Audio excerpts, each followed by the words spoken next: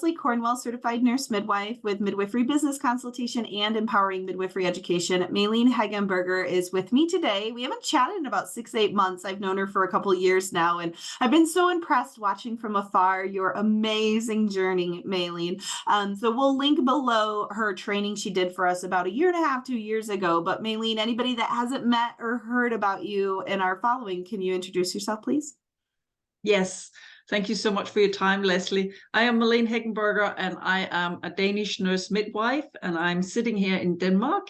And I've been a nurse midwife for more than 20 years. I still work clinical hours in my own hospital, where I teach suturing and repairs and diagnosing. And I also run the follow-up clinic, where I look at the complex second-degree tears and all our episiotomies, and I resuture them if they are not diagnosed or sutured correctly. We do a lot of photo documentation. So we do take pictures straight after delivery of the repairs, but also if they need a secondary repair. And then we take before, during, and after. And then we speak to whoever did the repair so that we can learn and improve how we diagnose and suturing. So that's one side of my life as a midwife. The other part is the Hegenberger. I am the inventor behind the Hegenberger Retractor. It's a device I made for, it's a very flexible device that you can place inside the vagina. I have a pillow here. This lady here has got a tear, a second-degree tear. So what you simply do is you take the Hegenberger and then you place it slowly all the way in, and then you slowly let go of the Hegenberger. That means that you can actually see inside the vagina and you can see the tear. And it is these ones here are for holding sutures. So if you do place a suture, you're not quite ready or sure whether you want to tie a knot yet, you can simply hang the suture to the side. So I made exactly what I needed myself as a midwife. When you sit and suture, you always need that third hand to kind of hold away the tissue and actually feel and inspect the tear. And so that's my biggest part of my life. I'm also a mom of 3 children, 3 boys, one home birth that didn't go as planned. So I ended up cesarean section and then a normal hospital birth. So I've tried all different versions as a private person. So that's my introduction about myself. And then I have a key interest in repairs, because I think it's a huge part of midwifery in my world. And it's a very, very important part of women's life when they leave, when they have given birth. We as midwife has a very, very important part in inspecting, diagnosing and suturing correctly. And I have a broad international background. I have lived in many countries, and it's interesting where it's no matter where you are in the world, the suturing is what gives what is provided the less focus, the less prestige, and that is actually what the women are going to live with for the rest of their lives. So my dream is to upgrade that within midwifery, so that becomes just as an important part. Like we discuss a lot about progress in labor. We discuss about well-being of the mother during pregnancy. We discuss labor positionings, how to descend the baby, how to push, not to push, urge, natural. And then it's on a global level that the discussion stops after the placenta is born and the baby's well and the bleeding is under control. Then it's like the birth is over, but it's not. So that's why I invented the Hegenberger. I want it to be a bridge. For optimized training. You can actually place it and you can sit and you can discuss with the midwife student what are you actually seeing without actually causing more harm or more pain or more discomfort to the mother. So for the mother or the birthing person, it is a much better experience being sutured with the Hegenberger, because you don't have moving fingers. This one is very predictable. And the critique I've had is that how can you place something within a woman who's just giving birth? It's a very empowering experience. It's a very big emotional experience. And I am the opposite. I am like, well, if she does need a repair, then it's about communication. It's about when she's ready to have the repair done. Does she want to breastfeed first, after?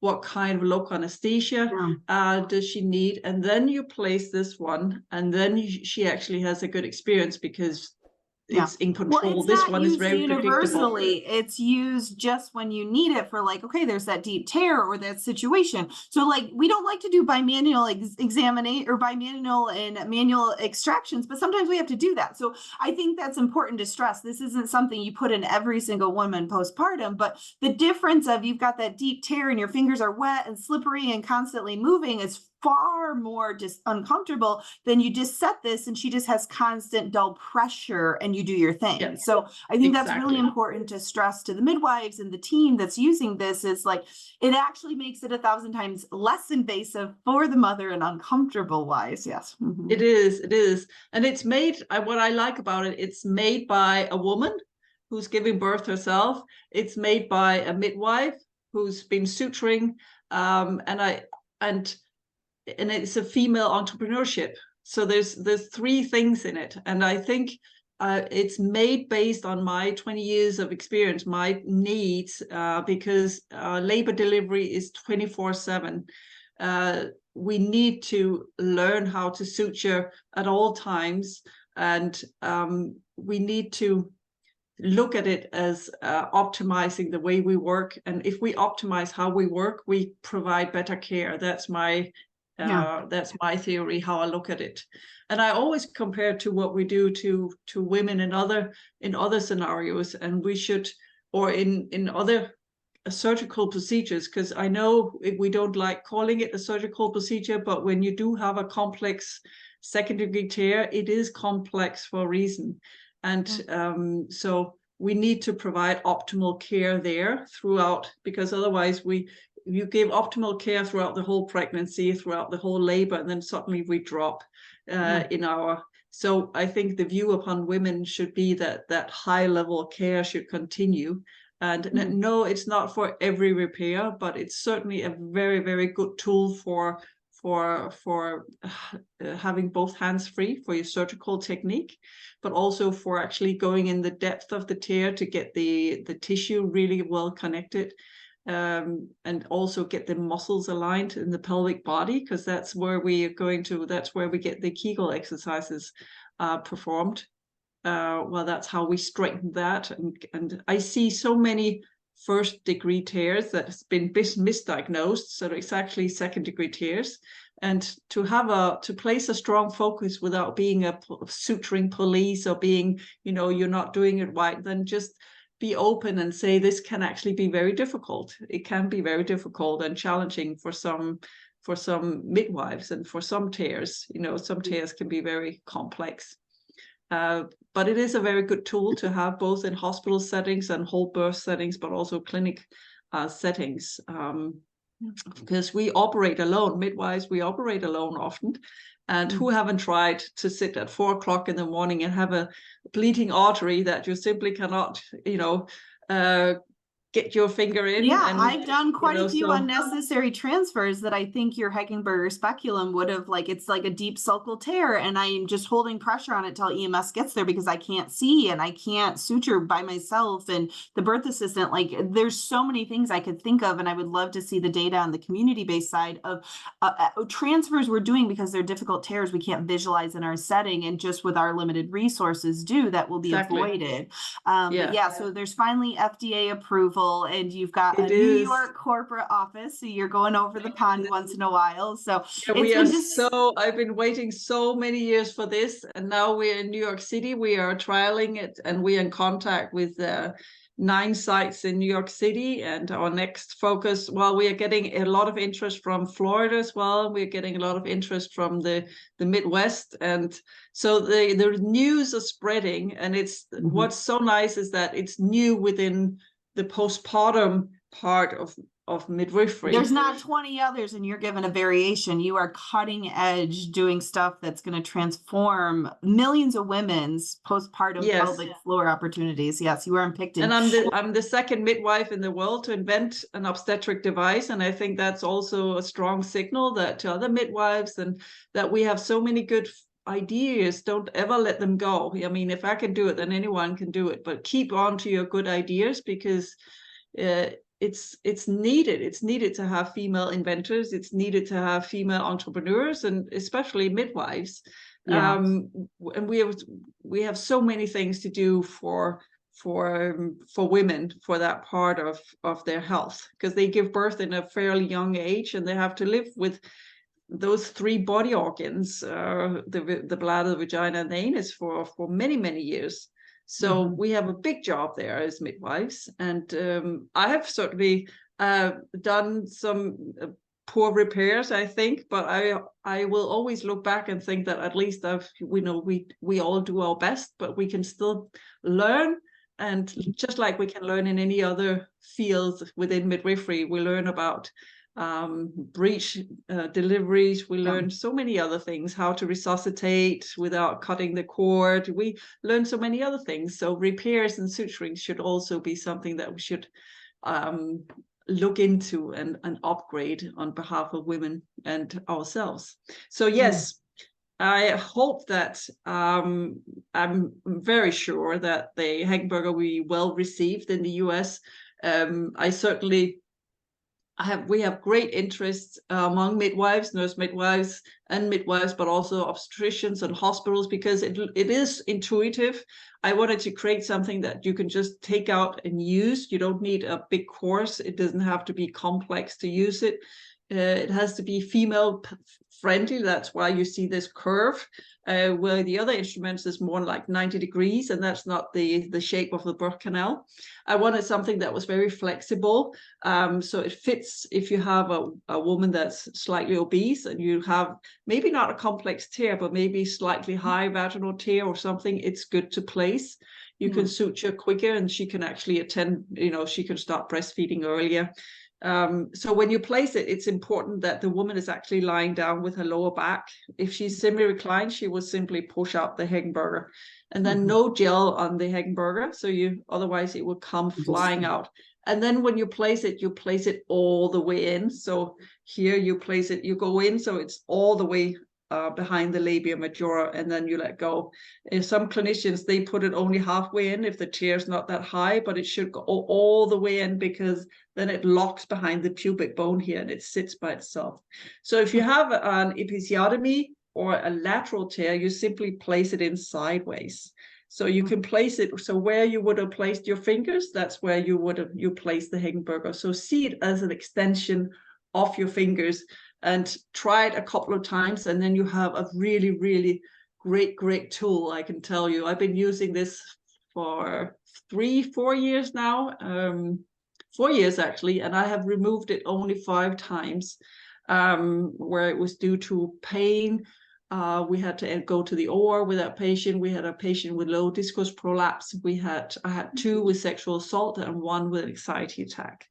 So it is very few compared to the hundreds of other women that I've used it on or placed it.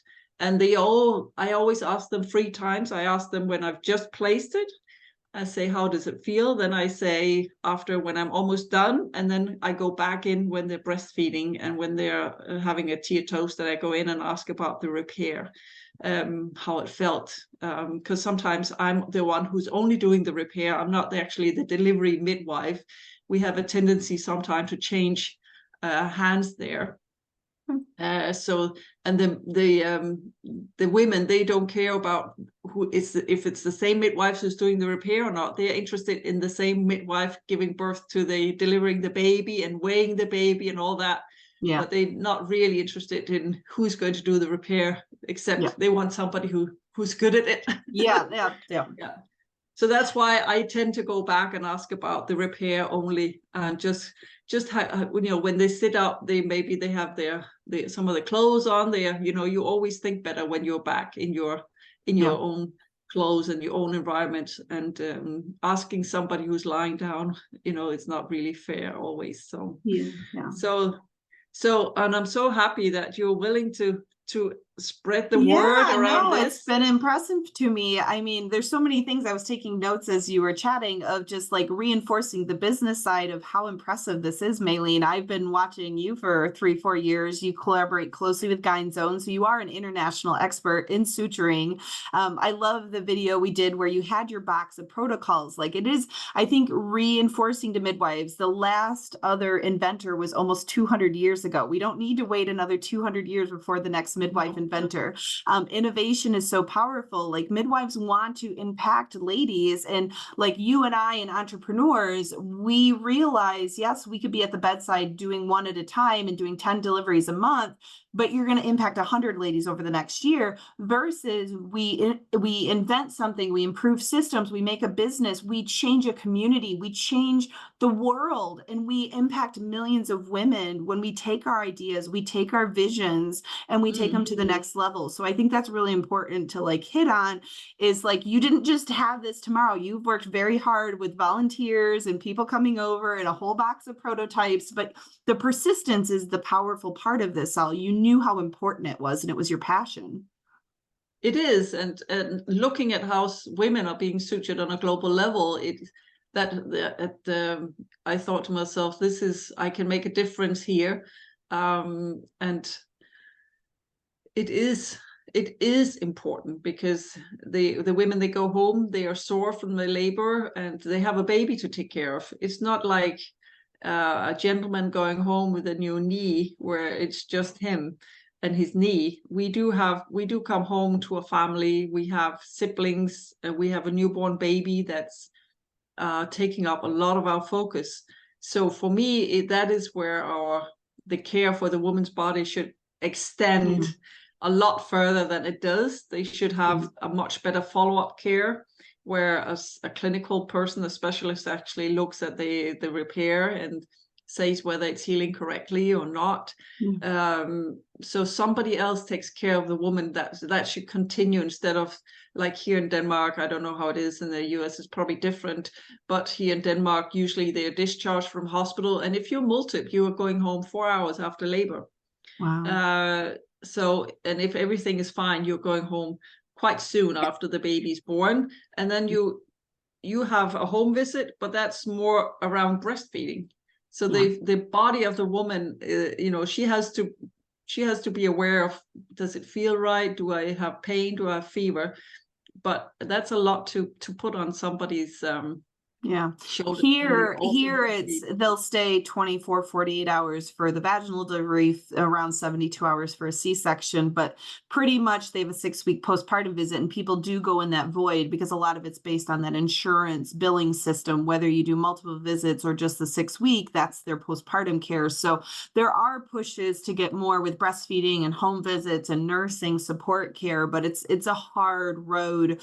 Postpartum care and mental health and maternity cares are huge voids in the US, just like a lot of the world. So I think there's huge strides of improving that postpartum recovery, not just for the mental health and breastfeeding, but that pelvic floor recovery process. Like, we're trying to push every woman should have pelvic floor therapy and get more of a follow-up with those muscles, and that tears healing, and that things were properly, like, they have an understanding of how to build back that strength again that's just not really existing. Exactly. So that is, but my biggest shout out is that we can do so much postpartum, and especially with the repairs. And I want the Hegenberger to be a symbol of us as clinicians in general, to prioritize that part. And I think we're doing a really good job now. I think a lot of midwives are very passionate about the repairs. That's not what I'm saying. I see a lot of midwives who actually really love the repair part, because they like to kind of have the woman going home with a good repair, but still we can be better. We can help each other. And I see in my own department, the more we use the Hegenberger, the more we train together, the more we debate, the more even I can have a tear where I go out and I say, could somebody please come in? And we are actually not allowed to diagnose alone anymore in my department. We always have to be two to sign off the tear, if you could say that we have had two pairs of eyes on it. And that means that our percentage of tears, the grades of tears, have gone up. But I'm not afraid of that. I think it's much better that we actually find and diagnose correctly instead of us overlooking tears that should have been. So now there's an open door policy or open door culture in our department where we tell the women we are probably going to be two when we suture, but that is because this is what we do. It's not because you've had a complex tear and we're not telling you something.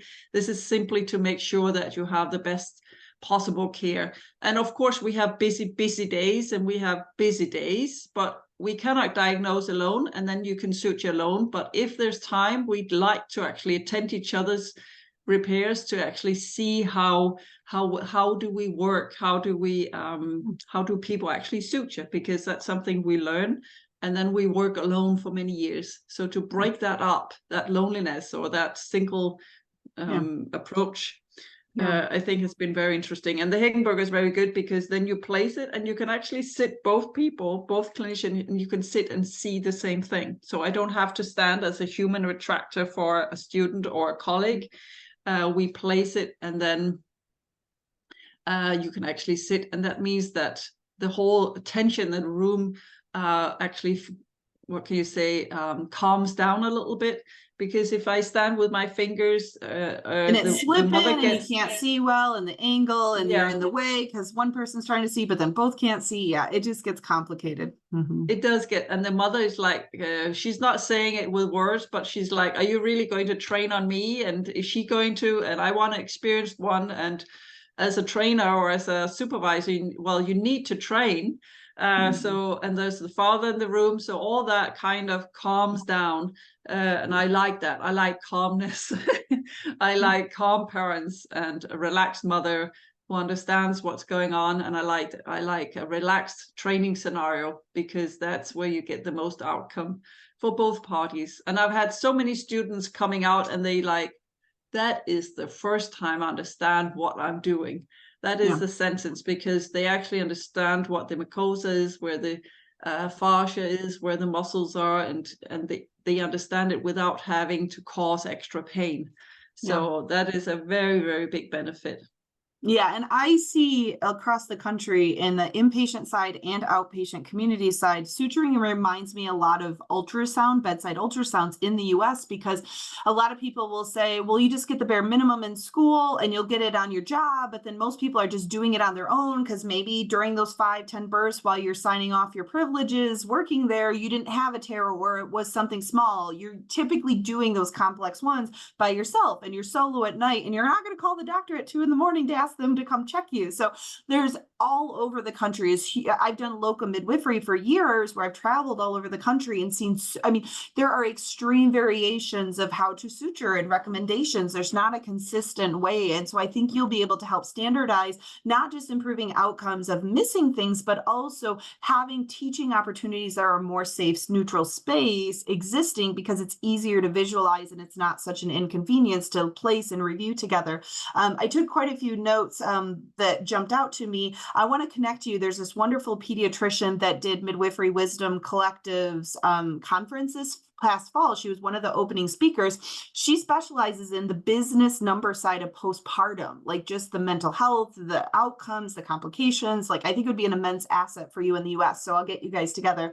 But also, we always think of like, okay, we don't want the rectal seals, we don't want the urinary incontinence, we don't want all these things, but in the obstetrics in the US, it's actually major lawsuit issues too. Ann Geisler with the Midwife Plan, that's a major insurance company, she was at the Birth Center conference this fall talking about lawsuits and outcomes. And one of them was $1 million outcome because they thought it was a second degree and it was really a third and didn't catch it. And this woman has permanent rectal deficiency because of that mistake. So like, we have to take this seriously, not just thinking the $1 million, but this poor woman's life. we would have had your retractor, we would have had the right tools, resources, training. We have to take suturing more seriously than we are in the US. So I am so grateful that you are bringing it around the world and doing all these amazing things for us, Malene. Thank you so much. I would love all that contact, because we Yes. need to spread the words, and the more we connect around this, the more voices that we speak on behalf of the silent voices, I think the better. And there's so many women, millions of women out there who are living in silence because they think it's their fault, or that This they is give birth in the normal. wrong way. Everybody And feels that, yeah. yeah, and I see them, and I meet them every Monday in my clinic, and it is absolutely devastating to meet a young woman who's in her 30s and she's neither continent, she's not she's fecal incontinent. That is heartbreaking, absolutely heartbreaking. Yeah, and it's not a simple fix. Once that tissue's healed, the amount of surgeries, and you want to get it right the first time. And like, even Exactly. I'm impressed with how you guys do culturally. And I know it's not always been that way, because talking to you and Sarah Kindred, like changing the culture and the whole system from doing these, you guys do regular reviews postpartum. It's not just the suturing. You actually have like certain many days and couple weeks. You have a very standard, making sure it's healing properly, not just doing the repair and then just kind of glancing if she says she has a complaint. So you guys are changing the complete culture of how to follow up with the pelvic floor. Plus, we have picture documentation in the patient's files, which is a big thing. Because otherwise you can just say, well, it looked great when I saw it. And like 2 weeks ago, I found this woman that was on her way home, and unfortunately, it was a young doctor who looked at her, and she thought it looked fine, and it did not. So now she's going back for a real operation. But it's just that we have to look for the women. Because we know what it looks like and what it's supposed to look like anatomically. So, but thank you so much for your time. Yeah, please connect me. Yes, I'll connect you with a lot of people. So yes, I think this is new in the US. It's been very popular in Europe. You've been expanding it with your guys' resources for the other services and just growing and building on them. But you're just revolutionizing the world's aspects of how we view pelvic floor healing and support. So I idolize you, Malene. I honestly do. I just am like, you're so impressive to me. If we had more midwives in the world like Malene, I just think, holy cow, what we could accomplish. So thank you for all you do. Thank you. That's the best. I think I'll play that back to my boys later on. You do that. You tell them your mom is an amazing thing. But I have my boys get told that a lot too, and they just roll their eyes. So yes, you and I have common. Yeah, like you don't know the other side of my mom. Yeah. Well, those boys, they're going to grow up, and one day they will realize what we've been doing. My mom was a legend, and I didn't even know it. Like the power and impact she's doing of influence. So yes. Well, the rumors has already spread at my middle son's high school. Ooh. Your mom is working on both parts of whatever. I can't even translate that. They have this funny saying. Kids pick on for everything. Yeah, you're a celebrity in sexual health and pelvic floors, so I'm sure high school boys. I told my middle son that I'm going to be on their Hall of Fame before he graduates. Yep. They have all these male plates on the wall of former students, and there's only one woman, and I'm like, well, they need a second woman, I tell them. Yeah, and they need a midwife. Oh, I think it'd be amazing. So thank you everything for your doing, Malene, and we will definitely keep updated. And if people want to get a hold of you, what's the best way to connect? Just go to our website, hegenbergermedical.com. We also have our app. It's called Hegenberger Institute app. And there we have 9 videos of how to use the Hegenberger, how to place it. It's free, of course, but it's so nice if you're going to introduce it to your hospital, please, or if your clinic, please reach out to me and I'll connect you. We have stock in the US now. We can ship very quickly. The Hegenberger is $99. It comes in boxes of 10 and 40. For smaller places and for bigger places. So wherever any questions, please reach out to me at Hegenberger Medical, or I'm also on Instagram, Malene Hegenberger on Instagram, and we also have LinkedIn, of course. So I'm not, if you Google Hegenberger, I will pop up somewhere and you can just find me. I'm very easy to find. Well, I think the next big challenge is you guys will have to figure out how to microban it so it can be used multiple times, because I know, especially for the community-based midwives, it's a cost thing. But I also say, well, you got a back balloon, you've got these emergency medications. This could be part of your toolkit for those rare situations, and you account in your fee schedule. So, I mean, it's not something you use every single time, but if it avoids a transfer and an EMS cost and all this other stuff, like a lot of the midwives, when I talk the business side, you're listing suturing, postpartum hemorrhage meds, these things, add the Hegenberger speculum, the Retractor to your list of potential costs. But I think having at least a couple on the community-based side, and then with the hospitals, they do their coding and insurance and supply stuff, so they can figure it out. But I definitely stressing it's a one-time use at this point. I know you're trying really hard to figure out how to make it multiple uses for safety, but it's definitely worth its weight in gold. Every midwife should have at least one in their bag with their toolkit for those what-if situations, because it's totally worth it. Yeah, it's important to point out that you have to do the training. There's a few things you need to know, it looks so intuitive, but it's worth trying it out on some uncomplicated tears to begin with, because when you do have that high sulcus tear, that's not when you want to learn something new. It's just like learning how to place an IV. You don't learn it in the first, you don't place your first IV in a postpartum hemorrhage. So that's the same with the Hegenberger. So use it a couple of times so you're familiar with it. Use it in tears where you think, oh, this is not the case where I should use the Hegenberger, but that's where you actually train with the Hegenberger. And then when you have a complex tear, the Hegenberger is familiar to you. So, and then you have a very, very good tool. Yeah, and definitely. So buy 3-5 of them and have a couple for training with your little simulations, then upgrade to something uncomplicated. And then so I 100% agree with you. You got to have the skills, because you're going to cause more damage when you, like you said, you're trying to start an IV in an emergency. It's not the best time to be practicing for the first time. So very wise wisdom to pass at the end. So thank you so much, Malene, for your time today. All right. Thank you so much.